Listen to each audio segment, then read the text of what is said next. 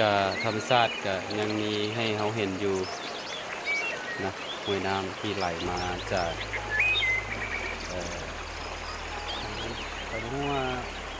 มันไหลมาได้ใส่มาเห็นครั้งนั้นอีก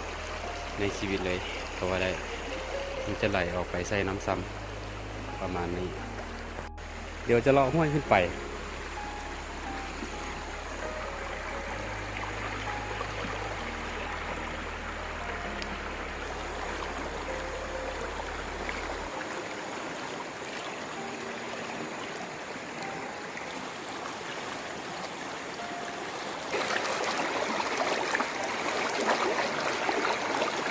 น้ำใสๆเย็นๆ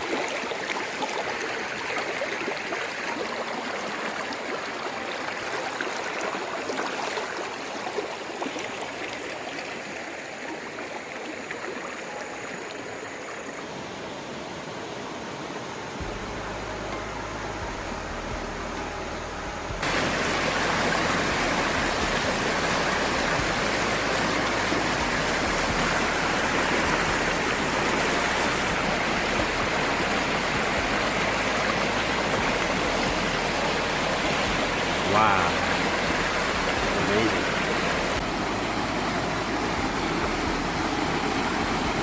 ว้าว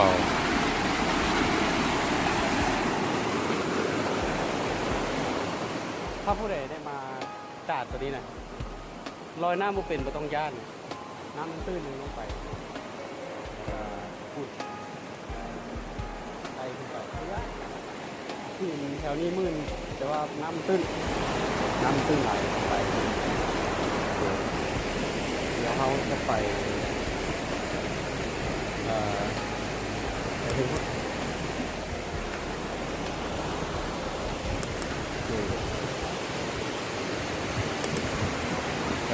มีง่วนหินไป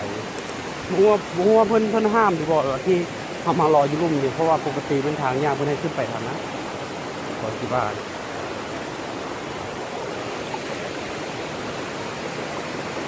จะคือข้ามไปทางนี้เลยงานไม่หลีแต่ประมาณนี้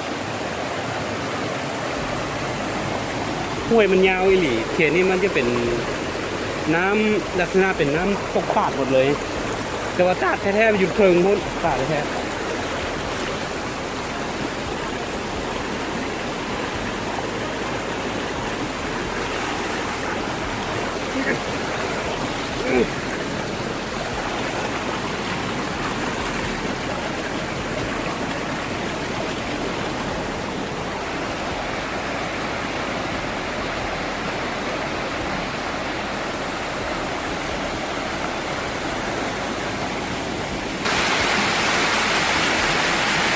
ว้าว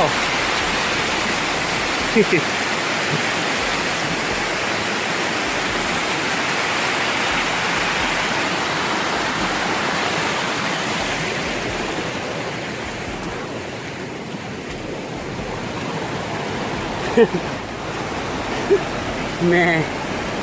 ม่อยู่เทิงรอท่าแล้วเทิงรอท่าจะโดนอันนี้ไกด์เหรอไกด์น้ำเที่ยว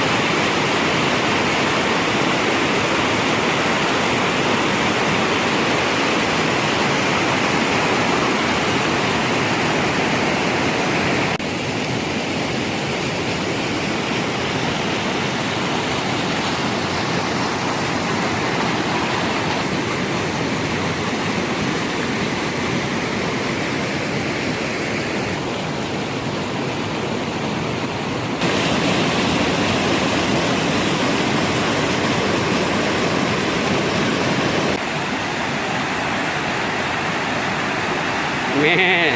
ระวัง